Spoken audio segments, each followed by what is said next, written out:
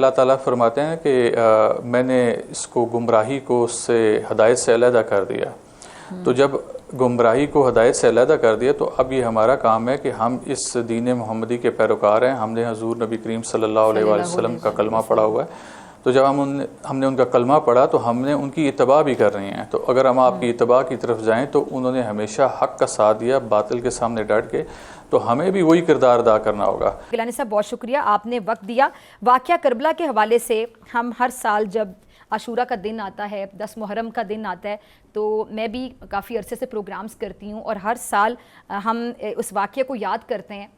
امام حسین صاحب نے یزید کی بیعت سے انکار کیا تھا. میں چاہتی ہوں کہ آپ نے اس پر جتنا بھی پڑھا یا آپ کے جو بھی جذبات ہیں آپ اس پر روشنی ڈالیے.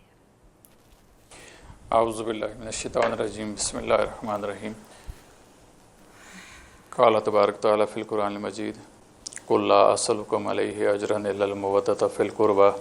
صدق اللہ العظیم و صدق رسول النبی الکریم. میں آپ کو خراج تحسین پیش کروں کہ جو انٹروڈکشن آپ نے پیش کیا امام حسین علیہ السلام کے حوالے سے, واقعہ کربلا کے حوالے سے, اور وہ اس نظریے کے حوالے سے جو نظریہ حضرت امام حسین علیہ السلام مکہ سے لے کر کوفہ کی جانب روانہ ہوئے, تو ایسا نظریہ تو شاید ہم نے پہلے کسی کو بیان کرتے ہوئے نہیں سنا. آپ نے نہایت ہی واشگاف الفاظ میں و بانگ دہل حسین علیہ السلام کی عظمت کو عوام الناس کے سامنے پیش کیا. میں سمجھتا ہوں کہ ہمیں اپنی آنے والی نسلوں کو دراصل جو نظریہ امام حسین علیہ السلام تھا اس کی طرف لے کے جانا پڑے گا. واقعہ کربلا تو ہمارے مختلف چینلز کے ذریعے, مختلف خطبہ علماء کے ذریعے لوگوں کے گوش گزار کیا جاتا ہے, لیکن ہمیں یہ نہیں بتایا جاتا کہ جب تک یہ واقعہ رونما نہیں ہوا تھا اس سے پہلے بھی حضرت امام علی مقام امام حسین علیہ السلام کا یزید کے ساتھ اختلاف موجود تھا. تو ہمیں دیکھنا ہوگا کہ اس واقعہ کربلا میں جو محرکات تھے, جو پس منظر تھا, جو اس واقعے کی وجہ بنی, وہ واقعات کیا تھے, وہ نظریات کیا تھے, وہ اختلافات کیا تھے. تو جیسا کہ آپ نے اپنے انٹرو میں بتایا کہ امام علی مقام نے فرمایا کہ مجھ جیسا تجھ جیسے کی بیعت نہیں کرے گا. تو میں سمجھتا ہوں کہ امام علی مقام کا جتنا بھی نظریہ تھا وہ ان چند الفاظ میں قید تھا, اور آپ نے آنے والی دنیا کو بتانے کی کوشش کی کہ جو بھی حسینی فکر کا مالک ہوگا, حسینی سوچ کا مالک ہوگا, اور لا محالہ حسینی سوچ جو ہے یہ نبی کریم صلی اللہ علیہ وآلہ وسلم کی راہ پر گامزن تھی, تو جو اس سوچ کا مالک ہوگا وہ کبھی کسی باطل کی بیعت نہیں کرے گا, ظلم کے سامنے جھکے گا نہیں, اس کے سامنے ڈٹ جائے گا. لیکن افسوس کا مقام یہ کہ ہم نے واقعہ کربلا کو بیان ضرور کیا اور ہر بار کیا, ہر سال کیا, لیکن ہم لوگوں کو یہ سمجھانے سے قاصر رہے کہ دراصل دور حاضر کا یزید کون ہے اور اس کے سامنے کس طریقے سے ڈٹا جا سکتا ہے اور اس کا مقابلہ کیا جا سکتا ہے. تو جب تک ہم یہ واقعات اپنی آنے والی نسل کو نہیں سمجھائیں گے ہماری آنے والی نسل فلاح نہیں پا سکے گی. کوفہ کے لوگوں کا ذکر کیا بھی علامہ صاحب نے کہ کوفہ کے لوگوں نے خود اس بات کا اظہار کیا کہ ہم آپ کی بیعت کرنا چاہتے ہیں اور ہم یزید کی بیعت نہیں کرنا چاہتے. تو بعد میں پھر کوفہ کے لوگ دوسری طرف ہو گئے, اپنی بات سے مکر گئے, ان کے ذرا کردار پہ روشنی ڈالیے گا.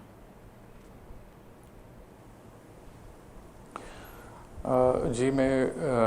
کوفہ کے لوگوں کے کردار پر روشنی ڈالنے سے پہلے جیسا کہ علامہ صاحب نے یزید کا اور اس کے کردار کا ذکر کیا, تو میں اس میں ایڈیشن کرنا چاہوں گا کہ ہم اکثر و بیشتر جب اپنے بیانات میں یہ چیز کا ذکر کرتے ہیں تو ہم یزید کو فاسق و فاجر بتاتے ہیں, اور کئی ایسے لوگ ہیں جو اس کو پھر بھی کلمہ گو اور مسلمان گردانتے ہیں. میں یہاں پر تھوڑی سی وضاحت کرتا ہوا چلوں کہ ہمارے نزدیک اگر ہمارے لیے جو مشعل راہ ہے وہ قرآن کریم ہے اور حضور نبی کریم صلی اللہ علیہ وآلہ وسلم کے فرمان ذیشان ہے, تو آپ صلی اللہ علیہ وسلم کا ارشاد ہے جو کہ قرآن کی صورت میں ہے اور اللہ کا حکم ہے اور آپ نے اس کو بیان فرمایا. قرآن میں کہا جاتا ہے کہ قل اطیعوا اللہ و رسولہ فإن تولوا فإن اللہ لا يحب الکافرین, کہ اللہ تعالیٰ کہتے ہیں کہ اللہ اور اس کے رسول کی اطاعت کرو، جو ایسا نہیں کرے گا وہ اللہ سے کافروں سے محبت نہیں کرتا۔ تو اس آیہ مبارکہ کے مصداق میں اگر دیکھا جائے تو یزید ایک ایسی شخصیت کا نام ہے کہ جو صرف فاسق و فاجر نہیں ہے بلکہ وہ کافر بھی ہے، کہ جس نے اللہ اور اس کے رسول کے فرامین کی اتباع نہیں کی، اس کی اطاعت نہیں کی۔ جب اللہ تعالیٰ نے ارشاد فرمایا کہ آپ اس امت سے اجر کے طور پر، اجر رسالت کے اس میں عوض میں آپ اپنے اہل بیت کی، اپنے قرابت داروں کی محبت اور مودت مانگے، تو اس شخص نے اس اللہ کے اس قول کو بھی پس پش ڈالتے ہوئے امام علی مقام جو کہ نواسہ رسول اور جس گردن کے اوپر حضور نبی کریم صلی اللہ علیہ وسلم بوسے دیا کرتے، اس نے اس گردن کو کاٹا۔ تو ایسے میں ہم اس کو صرف فاسق و فاجر نہیں بلکہ کافر کے زمرے میں لکھتے ہیں۔ جہاں تک بات رہی کوفہ کے لوگوں کی، تو ان لوگوں میں جو ہماری دانست ہے، جو ہمارا علم ہے، جو معاملات ہم تک سینہ بسینہ پہنچے، اس میں ملے جلے لوگ تھے۔ امام علی مقام کو بلانے والے لوگ علیحدہ تھے، لیکن ساتھ ہی ساتھ وہاں پر ایسے لوگ بھی پائے جاتے تھے جو کہ یقیناً دوسری طرف کا رخ رکھتے تھے۔ اور یہ نظارہ پھر دنیا نے دیکھا بھی کہ جب امام علی مقام اس سرزمین پر پہنچ گئے تو ایسے میں لوگوں کے جو نظریات تھے یا لوگوں کی جو رغبت تھی یا لوگوں کا جو وتیرہ تھا، جس طریقے سے انہیں رسپانس کیا وہ بالکل مختلف تھا۔ جو معاملات آپ کو خط کے ذریعے بتائے گئے ایسے معاملات وہاں پر نہ نکلے۔ تو خیر اس کے اوپر ابہام پایا جاتا ہے، متضاد رائے ہیں، جیسا کہ علامہ صاحب نے بیان کیا کہ وہاں پر محبین بھی موجود تھے، اور یقیناً اس میں کوئی شک نہیں، وہاں پر محبین موجود تھے، تبھی تو جناب امام حسین علیہ السلام کو خط لکھا گیا اور باقاعدہ باور کرایا گیا کہ لوگوں کے دل آپ کے ساتھ ہیں۔ لیکن چونکہ سوشل میڈیا کا دور نہیں تھا، لوگوں کا انٹریکشن لیول بہت کم تھا، امام علی مقام کا وہاں پر پہنچنا اور وہ بات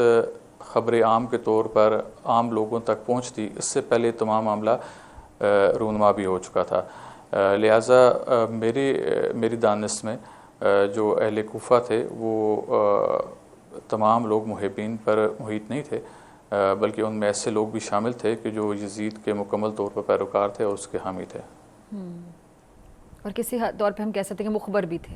جی مخبر بھی تھے۔ اور یہ میں سمجھتا ہوں کہ جس طرح آج کی آپ دیکھ لیں کہ جس بھی ملک کے اندر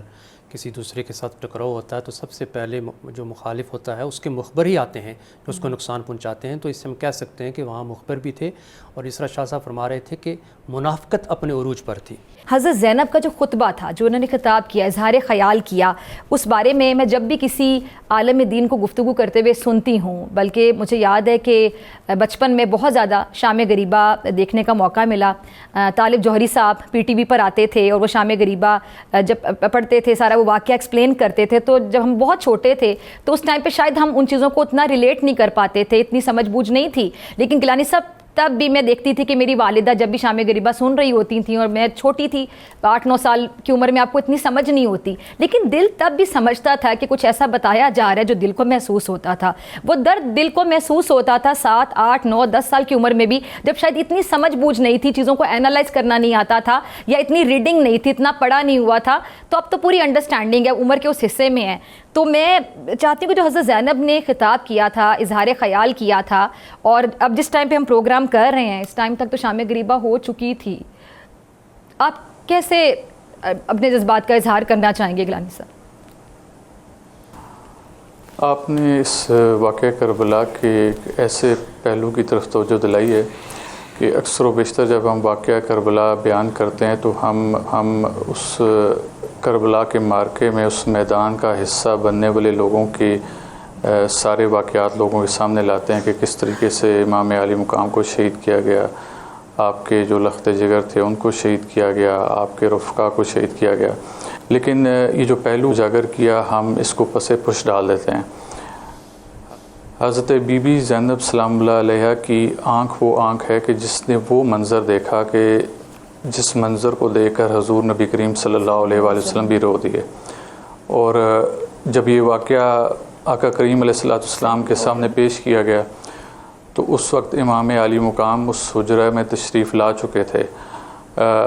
اور آپ کی گود میں موجود تھے، لیکن پھر بھی جب یہ واقعہ جبرائیل امین علیہ السلام نے آپ کے گوش گزار کیا تو آپ اس واقعے کو سن کر زارو قطار ہوئے، اور آپ کی آواز سن کر حضرت بی بی سلمہ سلام اللہ علیہ آپ اس کمرے کا حصہ بنی، اور آپ نے باقاعدہ آپ سے وجہ پوچھی کہ آپ اس زور سے کیوں روئے۔ تو آپ خود سوچئے کہ جس واقعے کو سن کر حضور نبی کریم صلی اللہ علیہ وآلہ وسلم کی آنکھوں میں آنسو آ گئے اور آپ زار و قطار ہونا شروع ہو گئے، اس پورے واقعے کو بی بی زینب سلام اللہ علیہ نے اپنی آنکھوں سے دیکھا۔ لیکن آپ سوچیں کہ اس ذات پاک حضرت بی بی زینب سلام اللہ علیہ کا جگرہ دیکھیں، حوصلہ دیکھیں، اور صحیح معنوں میں حضور نبی کریم صلی اللہ علیہ وآلہ وسلم کے دین کی ترجمانی جو آپ نے کی اس یزید وقت کے دربار میں، اگر آپ اس کو دیکھیں تو جس قافلے کا حصہ آپ بنی، اس قافلے میں اتنے شہداء ساتھ تھے، کٹے ہوئے سر ساتھ تھے، ان تمام چیزوں کے ہونے کے باوجود بھی نہ تو بی بی کی آواز لڑکھڑائی، آپ نے جتنا رونا تھا، جتنا گریہ کرنا تھا، جتنے غم کا اظہار کرنا تھا، وہ آپ کر چکی سارے رستے۔ پھر آپ نے یزید کے دربار میں پہنچ کر جو خطبہ ارشاد فرمایا، جس طریقے سے آپ نے اپنے نانا کے دین کی ترجمانی کی، جس طریقے سے آپ نے امام علی مقام کی قربانی کو اس یزید لعین کے سامنے پیش کیا، میں سمجھتا ہوں کہ آج کی تاریخ میں اس سے زیادہ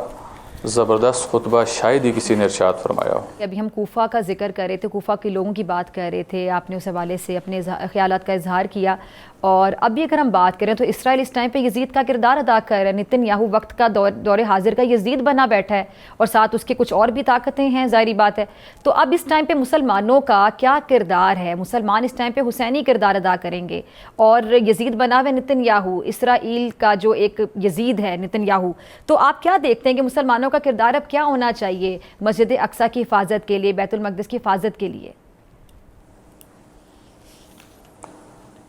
جی، جیسے ہمیں حق اور باطل کے درمیان تمیز کرنے کی ضرورت ہے،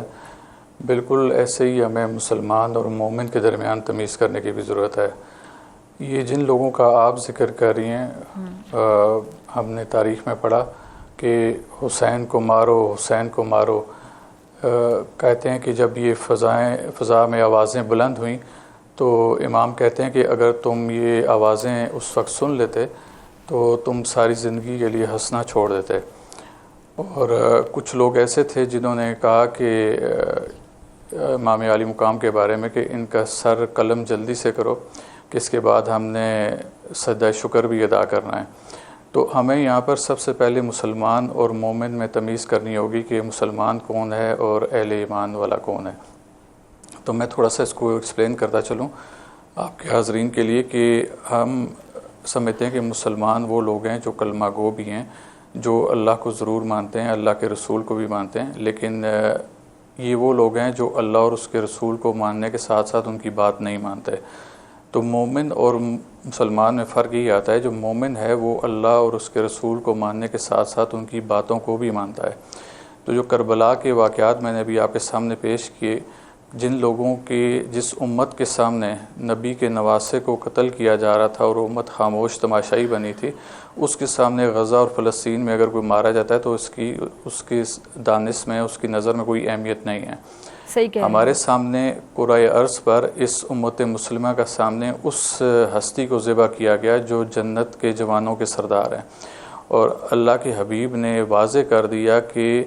جنت میں داخلے کے وقت لوگوں کا جو ایج گروپ ہوگا وہ جوانی کا عالم ہوگا، یعنی کہ تمام انبیاء، تمام اولیاء، تمام اصفیاء، تمام سلف و صالحین، یہ تمام جب جوان ہوں گے تو ایسے میں جنت کے جوانوں کے سردار حسن و حسین ہوں گے۔ تو جس امت مسلمہ نے اس جوانوں کے سردار کو اپنے سامنے کٹتے ہوئے دیکھا اور وہ خاموش رہی، آپ کا کیا خیال ہے کہ وہ امت مسلمہ فلسطین کے لیے، غزہ کے لیے یا کشمیر کے لیے بولے گی؟ آپ کہہ رہے ہیں کہ ہمیں جی، تو جو شہید کر رہے تھے وہ بھی تو مسلمان تھے نا، جو چپ کر کے تماشائی بنے ہوئے تھے، ان کے بھی کردار پہ بہت بڑا سوالیہ نشان ہے، اور جو شہید کر رہے تھے وہ بھی مسلمان تھے۔ جی بالکل، نام نہاد مسلمان ضرور تھے، اور جن کو ہمارے آج کے چند نام نہاد علماء مسلمان کہتے ہیں۔ جیسا میں نے اپنا نظریہ آپ کے سامنے پیش کیا کہ میں سمجھتا ہوں کہ جو حضور نبی کریم صلی اللہ علیہ وآلہ وسلم کی اطاعت نہیں کرتا قرآن کی روح کے مطابق، فَإِنَّ اللَّهَ لَا يُحِبُّ الْكَافِرِينَ، اللہ تعالیٰ ایسے کافروں سے محبت نہیں کرتا۔ تو تو ہم انہیں ویسے کلمہ گو ضرور کہہ سکتے ہیں, ہم یہ بھی کہہ سکتے ہیں کہ وہ لبادہ اوڑے مسلمان ضرور تھے, تو لیکن وہ اہل ایمان نہیں تھے, ان کا اللہ اور اس کے رسول پر ایمان نہیں تھا. ویسی مثال آج کے لوگوں کی بھی ہے. یہ جتنے لوگ ہم دیکھ رہے ہیں جو آس پاس اسلامی ممالک ہیں, یہ تمام وہ لوگ ہیں جنہوں نے امت مسلمہ کا لبادہ اوڑھا ہوا ہے. یہ نام کے مسلمان ہیں, کلمہ بھی پڑھتے ہیں. آج اگر دیکھیں تو اس مقدس مقامات کے اوپر کعبہ خانے بھی کھل چکے ہیں, دیگر معاملات بھی شروع ہو چکے ہیں. تو ان ساری چیزوں کو اگر مد نظر رکھا جائے تو یہ صرف نام نہاد مسلمان ہیں. 57 اسلامی ممالک, اور ان میں سے صرف ایک ملک ایسا ہے کہ جو اس ٹائم شیر کی طرح ڈٹا ہوا ہے اغیار کے سامنے. بالکل. اور ہماری یہ حالت ہے کہ میں نے بہت سے علماء کے بیانات دیکھے, تو ایک ہمارے عالم دین وہ کہتے ہیں کہ مجھے کسی شخص نے کہا کہ آپ ایران کا ساتھ دیں گے, وہ تو شیعہ ملک ہے. تو انہوں نے کہا کہ میں نے پھر اس آگے سے جواب دیا تو کیا میں نیتنیاہو کا ساتھ دوں کہ وہ تم سنی مسلمان ہیں. تو یعنی کہ یہاں تک بات آن پہنچی, جیسا کہ علامہ صاحب نے بیان کیا کہ یہ جو اغیار ہیں یہ ہمیں تفریق کر کے اور پھر ایک اس کے بعد ایک کر کے ہماری طرف بھی آئیں گے. کیونکہ ابھی تو فقہ کی بات ہی نہیں ہو رہی, ابھی تو بات ہو رہی ہے کہ مسلمان اور یہودیوں کی بات ہو رہی ہے, جو ان کا گریٹر اسرائیل پلان کا خواب ہے, جو وہ جس کو عملی جامہ پہنانے کے لیے پوری کوشش کر رہے ہیں.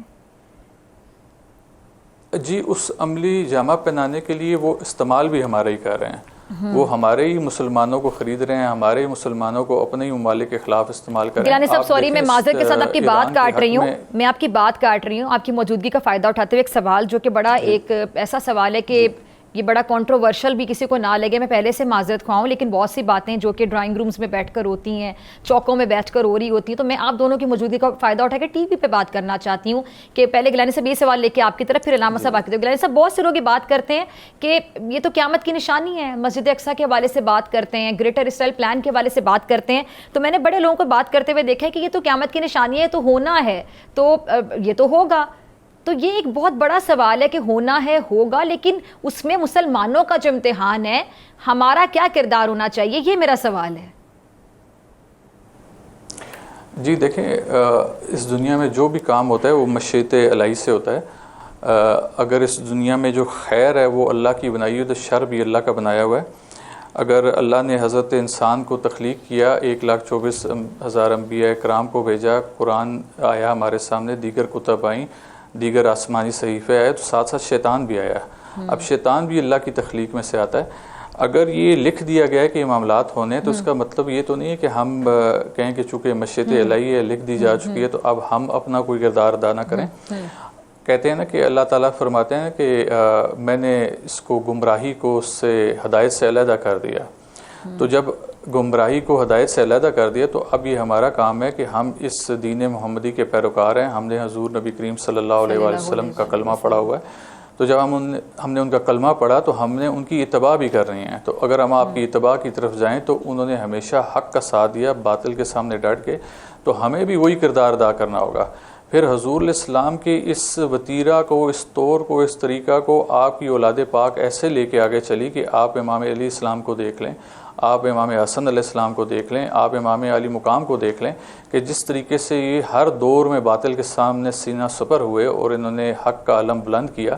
تو اب اگر ہم ایسے میں کہیں کہ یہ چونکہ مشیت الہی میں ہے لہٰذا ہم اس کو چھوڑ دیں, تو ایسا نہیں ہوگا. ہم سے ضرور پوچھو گی کہ جب دنیا میں تم نے اپنے سامنے ظلم کو ہوتا ہوا دیکھا تو تم نے اس کے خلاف جہاد کیوں نہیں کیا.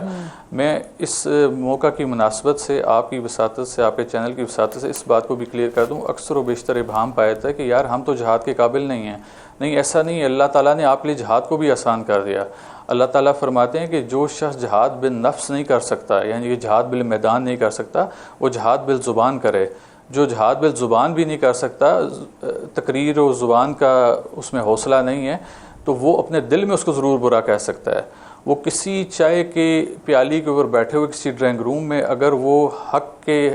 اس میں آواز اٹھاتا ہے اور ظالم کے خلاف بولتا ہے تو اس کو بھی جہاد کے زمرے میں لیا جائے گا. ہر شخص کو اپنا کردار ادا کرنا ہوگا. جب تک ہم یہ کردار ادا نہیں کریں گے, ہمارے مسلمان ممالک جو ہیں یہ کردار ادا نہیں کریں گے, تو وہ پھر ایسے ہی مسلمان ہوں گے کہ جن کے بارے میں قرآن میں کہا گیا کہ فَإِنَّ اللَّهَ لَا يُحِبُّ الْكَافِرِينَ. علامہ صاحب آپ کا کامنٹ اس پہ. دیکھیے, اس پہ جس طرح آپ نے ذکر کیا اور قبلہ پیر صاحب نے بھی بات کی انسان کو اللہ تبارک و تعالیٰ نے اشرف المخلوقات بنایا ہے اور اس کو سمجھ اور سوچ اور فکر دی ہے. اگر ہم یہ صرف سمجھ بیٹھے کہ مشیت الہی ہے اور یہ ہوگی، قیامت کی نشانیاں ہیں، اور ہم ہاتھ پر ہاتھ ڈال کے بیٹھ جائیں تو یہ انسانیت کے خلاف بات ہے. آپ نے بھی ایسی گفتگو عام سنی ہوگی، لوگ اس طرح کی بات کر رہے ہوتے ہیں. جی کر رہے ہوتے ہیں. تو عقل دنگ رہ جاتی ہے کہ پھر ایسے لوگوں سے بندہ کیا بات کرے، اس میں ہمارا پھر کیا کردار ہے، ہمیں کچھ تو کردار ادا کرنا ہے. دیکھیے خیر اور شر، امتحان ہے یہ. جی خیر اور شر دو چیزیں ہیں. میں یہ سمجھتا ہوں کہ لوگ جو ہیں وہ دین سے بہت دور ہیں. ہم یہ سمجھتے ہیں کہ امام حسین علیہ السلام کا قافلہ نہ رکا ہے، یہ قیامت تک چلتا رہے گا،